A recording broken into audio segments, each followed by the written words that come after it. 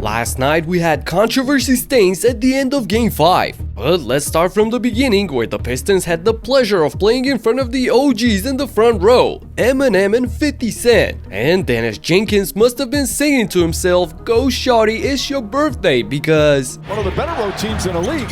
Pass goes through the hands of Allen, turnover. Harris stumbled with it a bit. Jenkins tries this side, knocks it down. How about Jenkins' first playoff start? Jenkins very aggressive early, couple of fakes, sidestep, layup, shot is good. Jenkins scored the first 7 points for Detroit as they got up and running on both ends of the court, turning defense into offense for an early 5-point lead. For the Cavs, James Harden orchestrated the offense at the start. Tip to take. Here's Mobley ahead of the pack and throws it down. Harris trying to get back to contest to no avail. Crowd wanted a push off on Harden. Meanwhile, Allen flips it up and in. Felt the contact, little circus shot. Harden gets in the paint, the floater's up, shot, bounces around and drops in. The soft touch from James Harden. And they tightened up their defense as well. But I will not do that on the dance floor, I guarantee you. Thompson blocked by Allen. There comes Harden the other way. Finds Schroeder. Schroeder off the bounce, drives inside, layup's good. And a foul, got hit in the head. Allen with the swat on one end and Schroeder with the end one gave the Cavs a 3-point lead. But it was the Pistons' turn to respond now, and they did it in the most unusual way possible. Got the Pistons to run back to the paint, Strus trail. Stewart knocks down a three. Stewart's gonna try another. Stewart, that's another one. Beef Stew from long range. Beef Stew connected on 2 straight triples to get the crowd jumping off their seats. And up by 4 at the start of the second, Stewart did what he knows best. Tyson drive, blocked from behind by Stewart, but Tyson grabs it in the hell ball. Tyson after the whistle. There's a good chance he's going to get hit with a technical.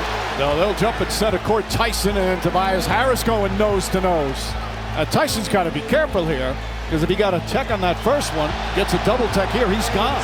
Tyson got salty after Stewart blocked him and took a gutsy swing at him, I must admit. But instead of Isaiah reacting, it was Tobias who got face to face with Jaylon to straighten things up. And Harris must have got annoyed by the Gen Z, cause he went berserk in the next 3 minutes. A floater from Harris, so Harris coming alive. He missed his first 6 shots. Mobley lurking, goes to help. Harris pulls up, shot, got it. He's now hit 4 in a row. Harris struggling, Wade, excellent defense there. Harris is going to have to take a tough shot. Gets it off the top and knocks it down. With 8 of his 13 points during this span, Tobias ignited an electric 13-2 run by Detroit, which got them up by 15. The Pistons played their usual brand of basketball that starts with their rock-solid defense. They forced 10 turnovers by Cleveland in the first half already and converted them into 12 easy points on the other end. Sees a double team, floats it in, dangerous pass, Cunningham has it, ahead to LeVert. LeVert goes inside, layup is good, and a foul! Defense turns to offense, the Pistons once again. Pass stolen by Cunningham. Another turnover for Cleveland. Cunningham inside, Guerin lays it up and in. So, down by 11, near the end of the half, Max Strus was able to bail out the Cavs with this tough contested 3 and make it a single-digit deficit heading into the break. And the Cavs' 3-point shooting proved to be a real difference maker in the third period, when Schroeder back in. Harden, wide open 3. James Harden again. He's got 19 points. Merrill, Strus, corner 3. Got it. Max Strus. At some point, you're going to have to get a scoring spree out of Donovan Mitchell to win this game. Got a quick spree there from Merrill. Not so serious Sam takes over the lead for the visitors. Cleveland knocked down 5 of their 11 shots from deep in the quarter, turning the 8-point deficit into a 4-point lead, with a little bit of help by Mobley. 0-5 so far on the road. Mobley, the left-handed flush from Mobley. Mitchell. Mobley at 3. Punch it in. Meanwhile, everyone not named Kate on the Pistons was struggling from downtown. Cunningham spins into a double team. Sasser, extra pass. Corner 3, LeVert. Out of bounds, Cavs ball. No fouls to give. Cunningham, Sasser. Sasser puts it up with a buzzer. And the third quarter comes to an end. If we exclude Cade's numbers, the rest of the Pistons shot over 5 in the third and a horrible 21% for the entire game. That's bad. So Cunningham knew that he had to take matters into his own hands once the final frame started. Cunningham, three-pointer, Cade Cunningham once again. Cunningham's got Merrill on him. Well defended, but Cunningham just too good. 34 points for Cade Cunningham. Cunningham puts it in. Cade Cunningham. Detroit's alpha dog did what he's supposed to, leading his squad with 39 points on 60% shooting from long range to go along with 7 boards and 9 assists. And after this amazing defensive sequence by the Pistons that started with Paul Reed blocking the beard, Cunningham found Jenkins in the open court, who made the fans erupt. Gets to the Cunningham. Here's Harris. Corner three. Jenkins puts it up. Bang! Up by 6, entering the clutch, Ausar Thompson pumped up the crowd even more. Allen the floater blocked by Thompson.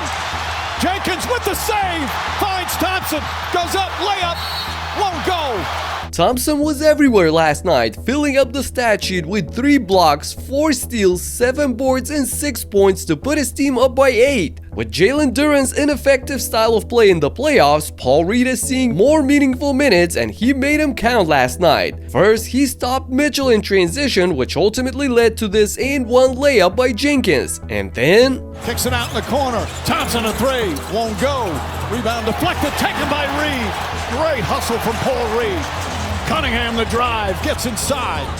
Harris three-pointer, puts it in! Reed comes up with a huge offensive board which Harris crowned for a 9-point lead. With less than 3 minutes left, the Pistons were in great shape to protect their home court. But then ball knocked out of his hands. Mitchell gets inside and banks it home. 2 minutes remaining. Hesitation, drive inside. Lost it, got it back, and Mobley throws it down. Down by 5 with a minute and a half to play. Harden to Mobley. Mobley a three-pointer. It's good! Mobley was the catalyst for Cleveland in the closing minutes of the fourth quarter on both ends of the court. He scored 7 of his 19 points in the last 2 minutes of the game to get things back to square one. This must be exhausting for both teams, having to play 7 games in the first round and now they're break-even in Game 5 again. So with time winding down, can someone finally stop the bleeding for the home team? Harris the rebound. Big offensive rebound for Tobias Harris. And Cunningham once again has it in his hands. This time 6 on the 24. Finds LeVert. Harris LeVert jab step. Drives. Falling away. Puts it up. Misses it. And another 24-second violation. Oh, it seemed like LeVert was going for the fadeaway, but I think Harden gave him a little push as well. If Karras was SGA, this would have been free throws 100%. And now, all of a sudden, the Cavs have the last possession and the chance to win the game. Mobley sets the screen. Mitchell can't get away. 6 seconds remaining. Mitchell on the drive. Mitchell leans in. Shot blocked from behind by Thompson. He falls down, goes out of bounds.